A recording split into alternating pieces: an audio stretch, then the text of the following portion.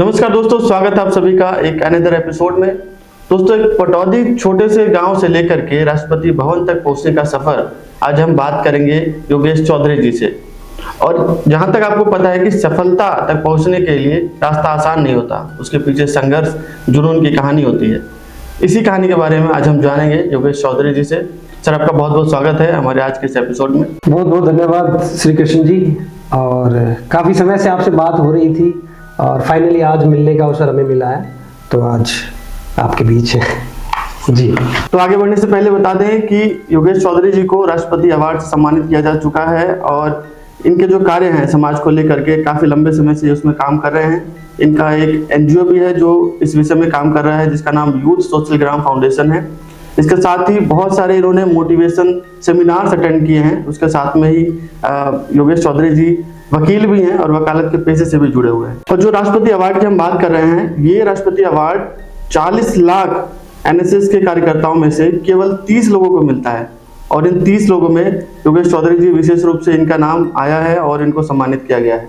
तो आज हम आगे की वीडियो में इनके बारे में जानेंगे और ऐसे बहुत सारे प्रश्न जो आपके मन में है इनको लेकर के, इनके अवार्ड को लेकर के, इनके कार्यों को लेकर के, साथ ही जो ये वकालत के पेशे में जुड़े हुए हैं उसके लिए भी काम कर रहे हैं, तो उसके बारे में भी जानेंगे। इनकी वकालत में आने के पीछे क्या उद्देश्य था और क्या बदलना चाहते हैं, जिसकी वजह से जो युवा हैं उसके जीवन को बेहतर बनाने का प्रयास करेंगे और देश को आगे बढ़ाने का जो इनकी सोच है उसके बारे में जानेंगे। तो चलिए शुरू करते हैं।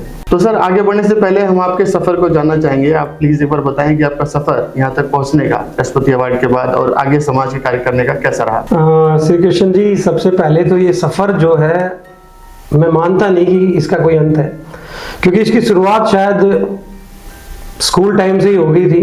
क्योंकि जब शिक्षा ग्रहण कर रहे थे स्कूल में, उस समय एक ललक थी कि भाई पौधारोपण जैसी छोटी छोटी गतिविधियों में पार्टिसिपेट करना, और उस समय से एक अंदर से कुछ था कि यार समाज के लिए, इस वातावरण के लिए कुछ बेहतर हम बनाए। क्योंकि जब हम देखते थे आसपास, और मेरी जो कह सकते कि स्कूल की जो शिक्षा रही वो गवर्नमेंट स्कूल और प्राइवेट स्कूल दोनों में रही, तो मैंने उन दोनों इंस्टीट्यूशन के बीच जो अंतर है उसको भी एक्सपीरियंस किया। तो उस समय मैंने देखा कि किस तरीके से जो प्राइवेट इंस्टीट्यूशन है उसका कितना बेहतरीन इंफ्रास्ट्रक्चर होता है, जो आज के समय में ग्रामीण इलाकों में जो स्कूल हैं उनका इंफ्रास्ट्रक्चर कैसे है। तो उसी दौरान मैंने इस चीज को रियलाइज किया कि हम छोटे छोटे पौधारोपण करके हम इतना बेहतरीन एक अच्छा पार्क स्टेब्लिश कर सकते हैं, एक अच्छा वन स्टेब्लिश कर सकते हैं और एक अच्छी छायादार और बैठने की जगह कर सकते हैं, जिसमें जो जरूरतमंद बच्चे हैं, जो फाइनेंशियली कारणों के कोई बड़े स्कूलों में दाखिला नहीं ले पाते, तो ग्रामीण स्कूल में भी उस तरीके का वातावरण उनको मिले। तो तब से ये जर्नी शुरू हुई थी।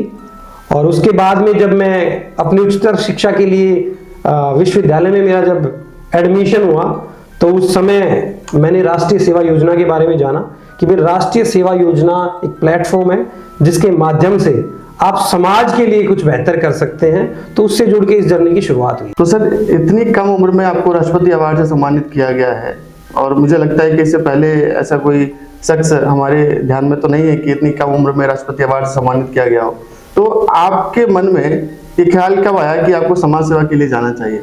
देखिए, समाज सेवा का ख्याल शायद हर व्यक्ति के मन में होता है, बशर्ते उसको डिसीजन लेना होता है कि मैं इसकी शुरुआत करूं या नहीं। तो जैसा मैंने आपको बताया कि जब मेरी शिक्षा चल रही थी उसी दौरान जो मेरा इंटरेस्ट था वो प्लांटेशन को लेके, इन चीज़ों को लेके बहुत ज़्यादा हो गया था कि मुझे अच्छा लगता था प्लांटेशन करना। तो वहीं से एक शुरुआत हुई थी कि अब इसके बाद मुझे क्या करना है।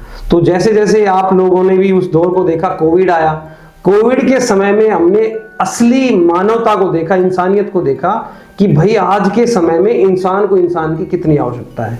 तो आपने देखा होगा जब कोविड आया था तो लोगों को ऑक्सीजन सिलेंडर नहीं मिल रहे थे, लोगों को बेड नहीं मिल रहे थे हॉस्पिटल के अंदर, यहां तक कि लोगों के पास में पर्याप्त राशन भी नहीं था। तो उस समय ये महसूस हुआ था कि अब इंसान को इंसान की जरूरत है।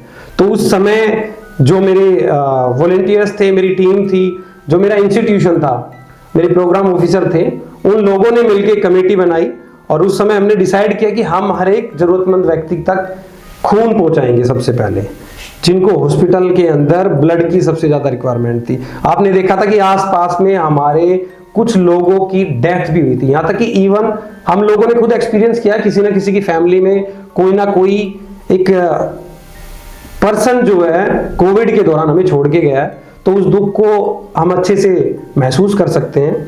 तो वहीं से शुरुआत हुई थी कि अब लोगों की मदद के लिए हमें आगे आना चाहिए, ना कि अपने लिए, क्योंकि अपनी मदद के लिए तो हम घर के अंदर लॉकडाउन में लोग रह सकते हैं, लेकिन जो जरूरतमंद व्यक्ति है उसकी मदद कैसे की जाए। तो तब ये शुरुआत हुई थी। तो हम लोगों ने जरूरतमंद लोगों तक राशन पहुंचाना, खून पहुंचाना, यहाँ तक कि एक प्लाज्मा ड्राइव भी हमने चलाई थी। तो प्लाज्मा की जहाँ रिक्वायरमेंट थी हॉस्पिटल्स में, वहां पे हमने प्लाज्मा पहुंचाई। और एक बहुत अच्छा वाक्य है कि रेवाड़ी के अंदर, जो रेवाड़ी का सिविल हॉस्पिटल है, और उस दौरान हमारी पूरी टीम बहुत एक्टिव थी, तो वहां से हमें एक सूचना मिली थी कि रेवाड़ी के ब्लड बैंक में ब्लड की भारी कमी आ गई थी, और उस समय पेशेंट की संख्या जो थी वो बढ़ती जा रही थी। तो उस समय जो युवा थे हमारे, जितने भी वॉलेंटियर्स थे जो हमसे जुड़े हुए थे, उन सभी ने डिसाइड किया कि इस समय हमें आगे आना चाहिए। तो शायद 1 घंटे के अंदर हमारी टीम ने वहां पर जाके लगभग 50 से अधिक यूनिट वहां डोनेट करी और उस ब्लड बैंक की हेल्प करी। तब हमें जो खुशी मिली, शायद उस खुशी को हम राष्ट्रपति पुरस्कार तक लेकर जाए, वहां भी इतनी खुशी नहीं मिली जो खुशी उस दिन मिली। तो सर, जो काम आपने किया है वो वैसे तो काफी सराहनीय है, जिसकी प्रशंसा शब्दों में तो बयान नहीं की जा सकती, क्योंकि इस प्रकार के कार्य जो है समाज से ऊपर उठ करके किया गया, एक तरीके से कहा जाए तो दैवीय कार्य इस प्रकार से किया जा सकता है। लेकिन इस कार्य को करते हुए आपको कभी ऐसा लगा कि आप इन चीजों को इस हद तक कर चुके हैं और आपको ये कंटिन्यू करना चाहिए, या फिर आपको इस काम को रोक देना चाहिए, ऐसा कभी आपके मन में आया क्या? देखिए, ख्याल बहुत बार आता है जब हम कुछ काम की शुरुआत करते हैं, तो चैलेंजेस सबसे पहले आते हैं। चाहे वो समाज सेवा की बात हो, चाहे वो किसी और फील्ड की बात हो। तो समाज सेवा के अंदर जब हम आए तो उस समय 2 चीजों की सबसे ज्यादा और सबसे बड़ी चुनौती थी। वो चुनौती थी एक समय की और दूसरी आर्थिक सहायता की, क्योंकि जब हमारे पास रिसोर्सेज नहीं होंगे तो हम लोगों की मदद नहीं कर पाएंगे। तो राष्ट्रीय सेवा योजना से जुड़ के हमने इस चीज को बखूबी से जान लिया था कि हम किस तरीके से उन रिसोर्सेज को इकट्ठा कर सकते हैं, समाज से ही हम उस चीज को एकत्रित कर सकते हैं और समाज को ही उसे समर्पित कर सकते हैं। तो जो चीज हमने राष्ट्रीय सेवा योजना से सीखी, उसी दौरान, उसी कड़ी में जब हमने देखा कि भाई कॉलेज टाइम जब हमारा कंप्लीट हो जाएगा तो ये प्लेटफॉर्म भी एक दिन हमसे चला जाएगा, तो इससे हम कैसे जुड़ेंगे, हमारी टीमें हमारे पास कैसे रहेगी। तो ये विचार आया कि एक संस्था हमें बनानी चाहिए या कोई एक ऐसा प्लेटफॉर्म क्रिएट करना चाहिए जहां पर जो लोग किसी भी फील्ड से जुड़े हुए हैं लेकिन वो सामाजिक कार्यों में आगे आना चाहते हैं, तो उनको एक ऐसा प्लेटफॉर्म मिले जिसकी कोई वैलिडिटी ना हो। क्योंकि हम NSS, NCC, Bharat and scout guide, इन चीजों से जब जुड़ते हैं तो इनका एक स्पेसिफिक पीरियड होता है। उस पीरियड के बाद जैसे आपकी एजुकेशन कंप्लीट होती है, आपका एनरोलमेंट भी खत्म हो जाता है। तो इस चीज को कंटिन्यू करने के लिए एक संस्था हमने बनाई, और वो संस्था निरंतर आज आप सभी के आशीर्वाद से बेहतरीन कार्य कर रही है, और एक बड़े नंबर पे आज के समय के युवा हमसे जुड़े हुए हैं। तो सर, जिस एनजीओ की आपने बात की, यूथ सोशल ग्राम फाउंडेशन, काफी पॉपुलर भी है, जो लगभग 18 स्टेट्स में लगभग 5000 से अधिक कार्यकर्ता आपके साथ जुड़ गए हैं और समाज सेवा कर रहे हैं। तो सर, इसकी जर्नी के बारे में थोड़ा जानना चाहते हैं कि जब आपने इसको स्थापित किया और उसके बाद आपकी जर्नी इस लेवल पर है कि आप 18 स्टेट्स को अपनी सर्विसेज दे रहे हैं, तो ये कैसे संभव हुआ? देखिए, जैसा मैंने आपको बताया कि विचार जो है वो किसी भी इंसान को किसी भी समय आ सकता है। जो विचार मेरे मन में आया उस समय कि जब हम इस प्लेटफॉर्म को छोड़ देंगे, जो कॉलेज टाइम में हम एनएसएस से जुड़े हुए हैं, एनसीसी से जुड़े हुए हैं, तो हम किस तरीके से टीम वर्क में काम कर पाएंगे। तो उसी समय मेरे 2 बहुत अच्छे मित्र हैं। एक अमित भारद्वाज जी हैं जो बेसिकली नरवाना जींद से हैं, और एक दूसरे हमारे साथी एडवोकेट नाहर जी हैं जो हमारे पटौदी से ही हैं। तो इन दोनों के साथ में मिलके जब मैंने ये विचार रखा तो उन दोनों का भी सेम जवाब था कि हमारे मन में भी यही विचार है कि हम किस तरीके से चीजों को कंटिन्यू रख सकते हैं। तो ये ख्याल जब हमारे तीनों के मन में आया तो हमने लगभग इसके बारे में तो 2018-19 से ही सोचना शुरू कर दिया था, और अनऑफिशियली हमने वर्क भी शुरू कर दिया था कि हम जो एलुमनाई बच्चे थे, जो एलुमनाई स्टूडेंट्स थे अलग अलग डिफरेंट इंस्टीट्यूट्स के, या एनएसएस के एलुमनाइज थे, एनसीसी के एलुमनाइज थे, उन लोगों को रीच आउट करना शुरू कर दिया था। हमने सबसे फीडबैक लिए कि क्या हम एक ऐसा प्लेटफॉर्म क्रिएट करें कि जितने भी हमारे एलुमनाइज हैं वो सारे मिलकर इस काम को कंटिन्यू कर सकते हैं। तो अमित जी और नाहर जी का कंट्रीब्यूशन ये रहा कि हम तीनों ने मिलकर डिसीजन लिया कि अब समय है इसको एक ऑफिशियली प्लेटफॉर्म बनाने का। तो 2021 में हमने फाइनली सितंबर में 1 सितंबर को इसका रजिस्ट्रेशन किया और तब से ये जर्नी शुरू हो गई। और जैसे जैसे हम काम करते रहे, लोग हमसे जुड़ते रहे। सबसे पहले ये शुरुआत जो हुई थी हमारी, ये रेवाड़ी से शुरुआत हुई थी।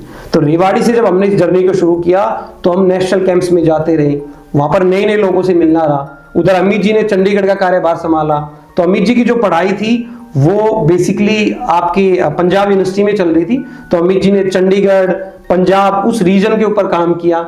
इधर रेवाड़ी, पटौदी और गुड़गांव एरिया के ऊपर मैंने और नाहर जी ने काम किया।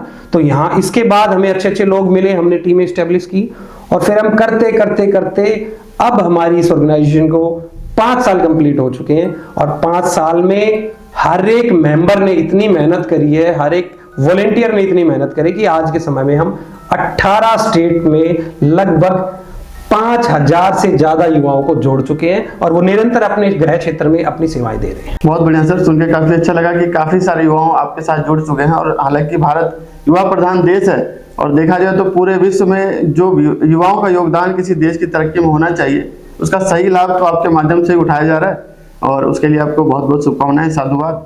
लेकिन सर इसके साथ ही मैं कुछ चीज़ें और जोड़ना चाहूँगा, जैसे कि इतने सारे युवा आपके साथ जुड़े हुए हैं।